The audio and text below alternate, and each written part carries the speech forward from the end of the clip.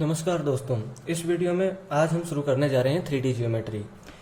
इसके अंदर हम पहला टॉपिक देखेंगे कोऑर्डिनेट सिस्टम, जिसके अंदर हम कुछ फार्मूलाज देखेंगे, बेसिक फार्मूलाज जो आगे आने वाले चैप्टर्स जैसे the plane, the sphere, straight line, इनके अंदर काफ़ी इंपॉर्टेंट है। तो चलिए शुरू करते हैं। तो यहाँ पर सबसे बेसिक फार्मूला है distance between points A x1/1 z1 and b x2/2 z2। यहाँ पर एक कार्टेशियन कोऑर्डिनेट यहाँ पर दिए हुए हैं और इनसे हम इस फॉर्मूला से इन दोनों पॉइंट्स के बीच में डिस्टेंस फाइंड करेंगे। तो ये फॉर्मूला है x2 - x1, यानी इसका x2 और इसका x1 लेस कर दिया और स्क्वायर कर दिया। फिर यहाँ पर y2 - y1 और उसका स्क्वायर कर दिया। इसी तरह z2 - z2 - z1 और ऊपर रूट लगा दिया। इससे रिलेटेड हम एक एग्जाम्पल देखते हैं। जैसे यहाँ पर आपको दो पॉइंट दिए हुए हैं a और b, ओके, और इनके कार्टेशियन कोऑर्डिनेट दिए हुए हैं। पॉइंट ए का कार्टेशियन कोऑर्डिनेट दिया हुआ है यहाँ पर 1 2 3 और बी के कार्टेशियन कोऑर्डिनेट आपको दिया है 1 3 4। तो इन दोनों पॉइंट्स के बीच में हमको डिस्टेंस फाइंड करनी है। तो ये फॉर्मूला है, इससे हम डिस्टेंस फाइंड करेंगे। तो देखो ये ए बी, ओके, ये हो गया ए बी और इस फॉर्मूला में हम नॉर्मली यहाँ पर वैल्यू रख देंगे केवल, ठीक है। तो यहाँ देखो x2 की जगह क्या है 1, यहाँ लिख देता हूँ मैं।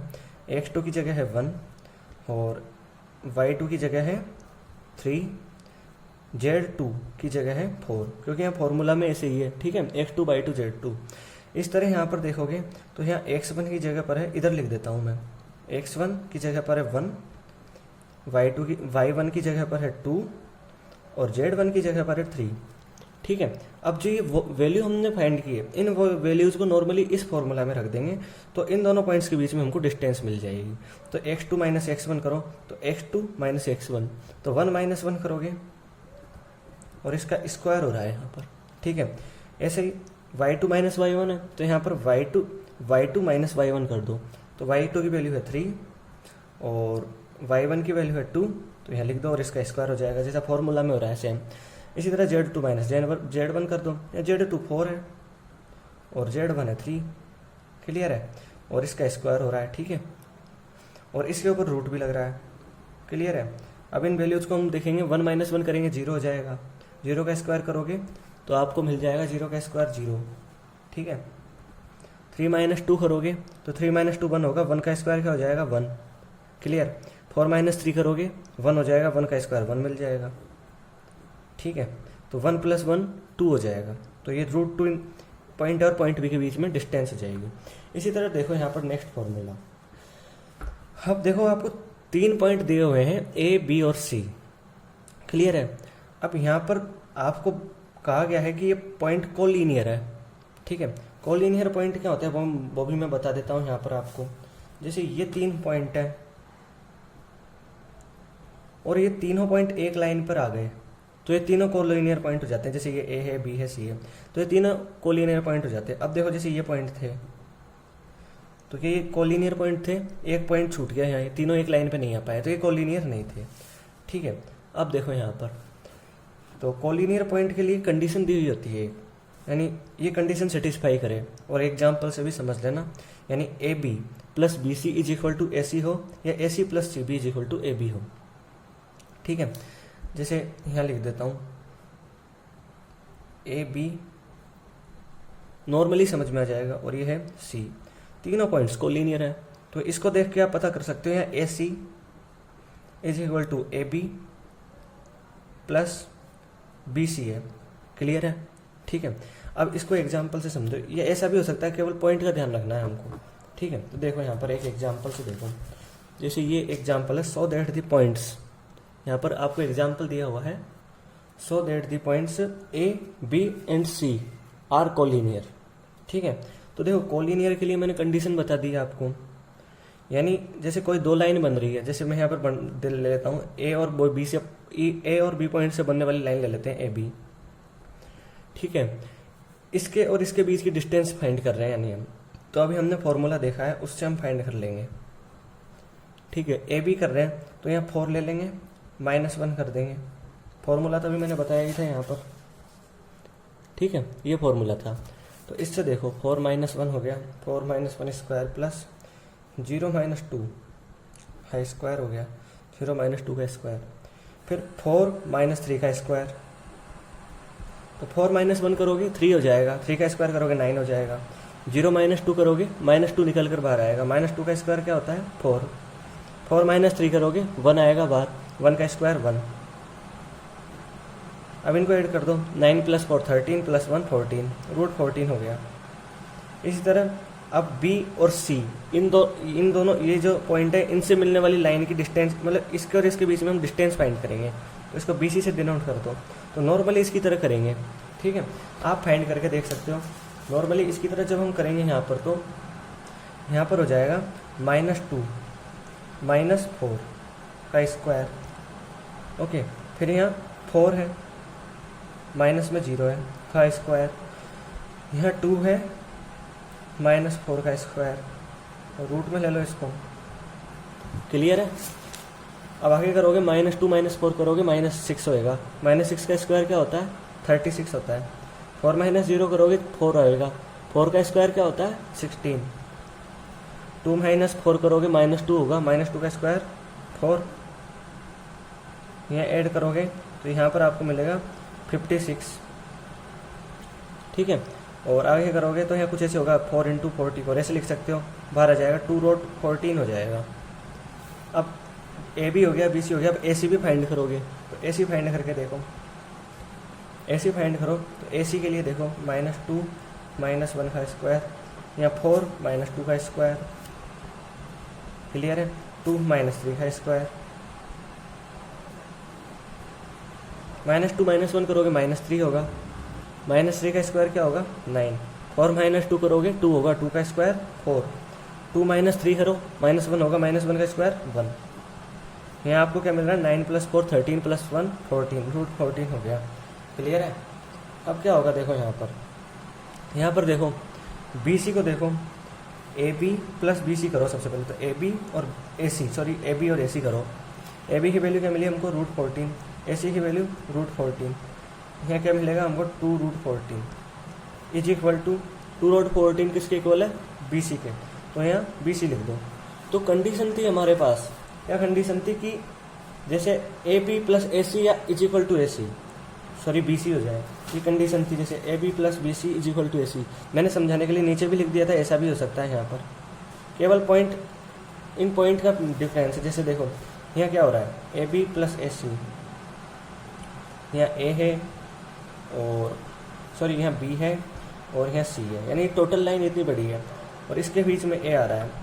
इन पॉइंट को हम दूसरे से भी डिनोट कर सकते थे, जैसे इसको A से कर देते, इसको B से कर देते और इसको C से कर देते। बस ऐसा होना चाहिए कि यहाँ 3 पॉइंट लेते हो आप तो टोटल 3 लाइन बनती है, ठीक है। केवल ये ध्यान रखो।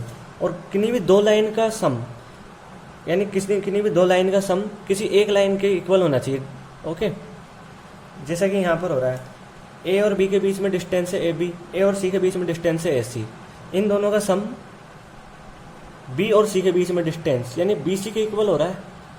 केवल ये होना चाहिए कोलिनियर के लिए, ठीक है। अब देखो यहाँ पर नेक्स्ट फार्मूला, तो नेक्स्ट फार्मूला में क्या है इंटरनल सेक्शन फार्मूला है ये, ठीक है। इसके अंदर देखो यहाँ A से B तक लाइन है, क्लियर है, ओके। A से B तक आपको लाइन दी हुई है और इसमें क्या हो रहा है कि ये जो लाइन है AB, इसको ये point R m ratio n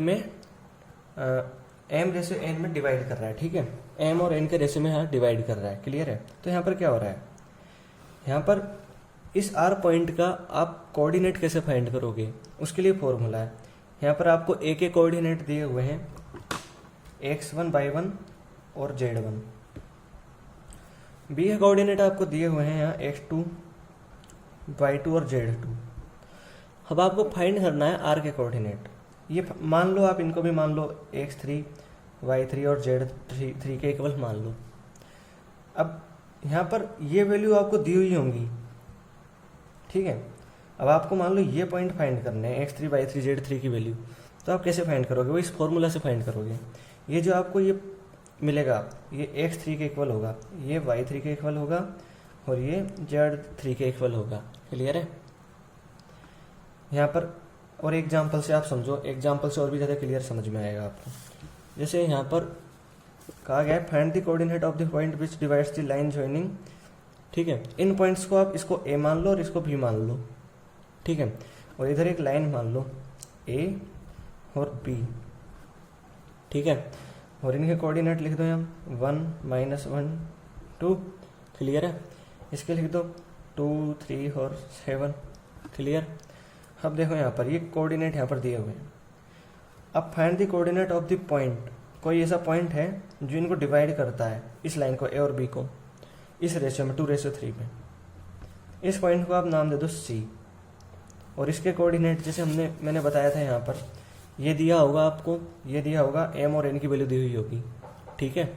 ऐसा ही यहाँ पर हो रहा है, यहाँ आपको ए बी इनके कोऑर्डिनेट दिए हुए हैं, एम और एन की वैल्यू ये 2 और 3 ये आपको दी हुई है। इस सी की वैल्यू आपको माननी पड़ेगी, जो मैं यहाँ लिख देता हूँ, सी के कोऑर्डिनेट यहाँ लिख देता हूँ मैं, x3 y3 और z3, क्लियर है। ये आपको सी के कोऑर्डिनेट दिए हुए हैं, क्लियर है। अब आपको इनकी वैल्यू फाइंड करनी है कि इनकी वैल्यू क्या है, तो वो इस फॉर्मूला से आप फाइंड करोगे। या mx2 + nx1 upon m + n, तो सबसे पहले x3 की वैल्यू फाइंड करो, इस x3 की। तो देखो mx2, देखो यहाँ ये 2 है, ये n के इक्वल है, ये ध्यान रख, सॉरी m के इक्वल है, m = 2 और n है 3, ठीक है। देखो ये जो 3 है बाद में आ रहा है, ये पहले वाले से मल्टीप्लाई होगा, ये ध्यान रखना। तो मल्टीप्लाई करो 3 को इस 1 से, इस 2 को करो इस 2 से। ऐसे नहीं करना है आपको, ये गलती मत करना कि इस 2 को इस 1 से कर दो और इस 3 को इस 2 से कर दो, यहाँ पर उल्टा होगा। ये 3 इससे मल्टीप्लाई होगा, ये 2 इससे मल्टीप्लाई होगा, क्लियर है। तो यहाँ कर दिया हमने, और नीचे सम हो जाएगा 2 और 3 का, जो आपको दिया हुआ है 2 + 3। आगे आपको वैल्यू मिलेगी 3 × 1 करोगे 3 मिलेगा, 2 × 2 करोगे 4 मिलेगा, और 3 + 2 5 हो जाएगा, क्लियर है। 4 + 3 7/5 आपको यहाँ पर मिल जाएगा। x3 मिल गया, y3 फाइंड करना है। y3 के लिए भी वही फॉर्मूला में my2 + ny1। भाई ये ध्यान दो, y2 की जगह क्या है, y1 की जगह क्या है। y1 की जगह पर है -1, y2 की जगह पर है 3, ठीक है।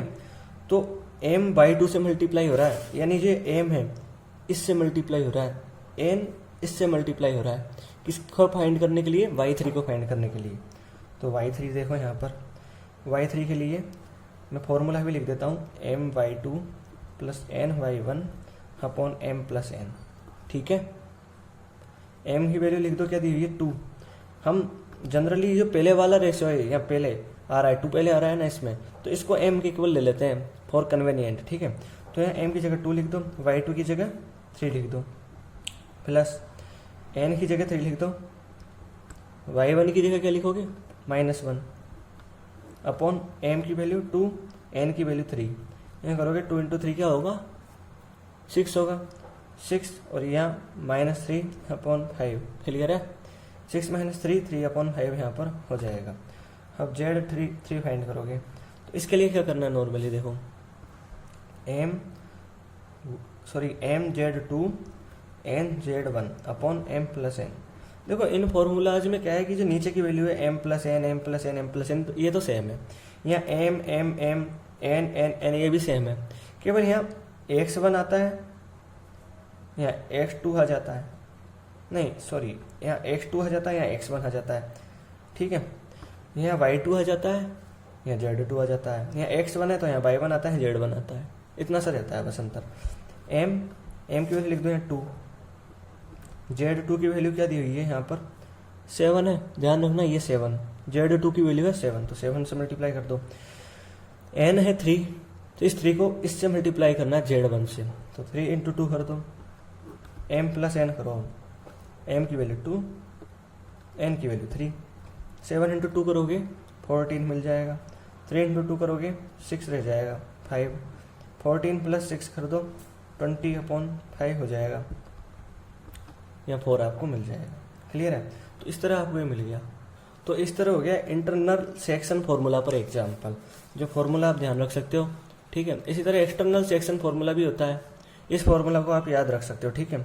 ये ज़्यादा यूज में आता है internal section formula external section formula की जगह पर, ठीक है। ये सभी बेसिक है जो आगे के चैप्टर्स में काम आएंगे, ठीक है। तो इस तरह ये फॉर्मूला भी आप ध्यान रख सकते हो। इसमें और इसमें अंतर क्या है कि यहाँ प्लस आ रहा है और यहाँ माइनस आ रहा है, यहाँ प्लस है और यहाँ माइनस है। यहाँ क्या होता है, जैसे यहाँ पॉइंट दिया होता है ए बी, ठीक है, इसके बाहर एक पॉइंट रहता है आर, जो इसको डिवाइड करता है एम रेशो एन में, ठीक है। तो ये फॉर्मूला आपको यहाँ पर ध्यान रखना है। अब देखो एक पॉइंट काफ़ी इंपॉर्टेंट है, आपको जो हमेशा ध्यान रखना पड़ेगा, आगे पूरी 3D जियोमेट्री में काम आएगा। तो इसको बोलते हैं लोकस, और एग्जाम्पल से समझेंगे। डेफिनेशन देख लो, set of all points satisfying a given condition. कोई एक कंडीशन होगी जिसको सेट ऑफ ऑल पॉइंट्स, यानी एक कंडीशन दी हुई होगी जिसको जो पॉइंट्स सेटिस्फाई करते हैं उनका सेट होगा, उसको लोकस कहते हैं, ठीक है। जैसे आप यहाँ पर एक एग्जाम्पल से देखो, एक एग्जाम्पल देखो, जैसे एक आपसे कहा गया है, जैसे ये है, ये एक्स एक्सिस है, ये वाई एक्सिस है। अब देखो एक लाइन है, ठीक है, यहाँ पर एक लाइन है ये, और यहाँ पर पॉइंट है 5, ठीक है।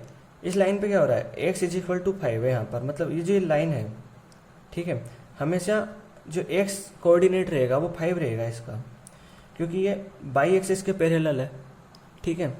तो ये एक ऐसी लाइन का लोकस है जो हमको फाइंड ये प्राप्त हो रहा है, x इज इक्वल टू 5, यानी x इज इक्वल टू 5 एक ऐसी लाइन का लोकस है जो ये ओरिजिन से एक्स एक्सिस पर 5 यूनिट की डिस्टेंस पर है, ठीक है। इस लाइन को आप कितना भी आगे बढ़ाओ, ऊपर नीचे, हमेशा इसकी जो डिस्टेंस रहेगी इस ओरिजिन से वो एक्स एक्सिस पर 5 यूनिट की रहेगी, ठीक है, जितना सेंटीमीटर मीटर जितना यूनिट दी हुई होगी। तो ये एक लोकस को रिप्रेजेंट करता है। और एक एग्जाम्पल से समझो आप, यहाँ पर देखो, अब यहाँ पर इस एग्जाम्पल में क्या कहा गया है, फाइंड द लोकस, ठीक है। लोकस क्या है, वापस देख लो, set of all points satisfying a given condition, ठीक है, set of all points satisfying a given condition. और यहाँ पर देखो क्या कंडीशन दी हुई है, find the locus of a point P which is at a distance R from the point. यहाँ पर आपको कोई पॉइंट दिया हुआ है ए बी सी, इसको लिख देता हूँ मैं ए बी और सी, क्लियर है। और इसको आर डिस्टेंस पर बताया किस पॉइंट से, यहाँ पर पी पॉइंट से। Find the locus of a point P which is at a distance R from the point A B C, clear. अब देखो ये पॉइंट पी दिया हुआ है, इसके कोई भी कार्टेशियन कोऑर्डिनेट नहीं दिए हुए, तो हम मान लेंगे यहाँ पर, और मान लेंगे एक्स वाई और जेड। आप समझो, अब आपके लिए समझना आसान हो जाएगा यहाँ पर, यानी एक पॉइंट तो ये और एक पॉइंट है ए, यानी एक पॉइंट है पी और एक है ए। इसके कार्टेशियन कोऑर्डिनेट हमने मान लिए एक्स वाई और जेड, इसके दिए हुए हैं Cartesian coordinate A B C. इस और इस पॉइंट के बीच में डिस्टेंस दी हुई है आर, ठीक है। अब डिस्टेंस का आप फॉर्मूला जानते हो, दो पॉइंट के बीच में अब डिस्टेंस होती है, इसका फॉर्मूला, ये फॉर्मूला होता है डिस्टेंस का। तो डिस्टेंस फाइंड कर लेते हैं सबसे पहले पी और ए के बीच में, ठीक है। यहाँ पर हम पी और ए के बीच में डिस्टेंस फाइंड करेंगे, तो देखो यहाँ पर पी और ए के बीच में, यानी मैं इसको ए पी बोल देता हूँ, ठीक है। तो पी माइनस ए करेंगे, यानी पी के जो कोऑर्डिनेट्स हैं, पी के जो कार्टेशियन कोऑर्डिनेट्स हैं, जैसे ए एक्स है, तो इसमें से ए के कार्टेशियन कोऑर्डिनेट्स को लेस करेंगे। इसका कार्टेशियन कोऑर्डिनेट यहाँ पर एक्स इज इक्वल टू ए है, तो समझो देखो यहाँ पर ए पी की वैल्यू यहाँ पर होगी एक्स माइनस ए का स्क्वायर, ठीक है, और y minus Y minus B का स्क्वायर। फॉर्मूला याद हो जाना चाहिए, डिस्टेंस का काफ़ी बेसिक फॉर्मूला है। तो z माइनस सी का स्क्वायर, और ऊपर इसके रूट लग जाता है, फॉर्मूला याद होगा, ठीक है। अब इस रूट को हटाना है यहाँ पर, तो इसको स्क्वायर कर दो दोनों तरफ, यहाँ ए पी स्क्वायर हो जाएगा, और यहाँ एक्स माइनस ए का square normally, Y minus B का स्क्वायर, और जेड माइनस सी का स्क्वायर हो जाएगा, ठीक है। अब देखो आपको यहाँ पर क्या दिया हुआ है, आपको ये आर की वैल्यू दी हुई थी, इन दोनों के बीच में डिस्टेंस, यानी जो ये ए पी है ये आर के भी इक्वल है, क्लियर है। तो जब हमने यहाँ स्क्वायर किया है, तो यहाँ स्क्वायर किया है, इधर भी स्क्वायर कर दें, यहाँ आर स्क्वायर हो जाएगा। तो यहाँ पर इसको हटा दो, यहाँ से इसको लिख दो आप एक्स माइनस ए का square plus Y minus B का square plus Z minus C का square is equal to R square, ठीक है। ये मिल गया, यही रिक्वायर्ड लोकस है, ठीक है, क्योंकि जो ये इक्वेशन है, ये इक्वेशन मिली है, ये इक्वेशन जो हमको कंडीशन दी हुई थी उस कंडीशन को सेटिस्फाई करती है, यानी ये एक्स वाई जेड सेटिस्फाई करते हैं कंडीशन को, जो हमको कंडीशन दी हुई थी, इसलिए ये रिक्वायर्ड लोकस हमको यहाँ पर प्राप्त हो गया। तो इस तरह हमको रिक्वायर्ड लोकस प्राप्त हो गया। तो इस तरह हमने टोटल एग्जाम्पल्स देखे हैं, 4 एग्जाम्पल्स हमने देखे हैं यहाँ पर, और उसके साथ साथ हमने फॉर्मूला भी देखे थे, ठीक है। और इसके साथ ही हमारा जो कोऑर्डिनेट सिस्टम का चैप्टर है ये यहाँ पर समाप्त होता है। अब देखेंगे हम नेक्स्ट चैप्टर नेक्स्ट वीडियो में। यदि मेरा ये वीडियो अच्छा लगा हो तो इसको लाइक कीजिए, शेयर कीजिए और मेरे चैनल को सब्सक्राइब कीजिए। धन्यवाद दोस्तों।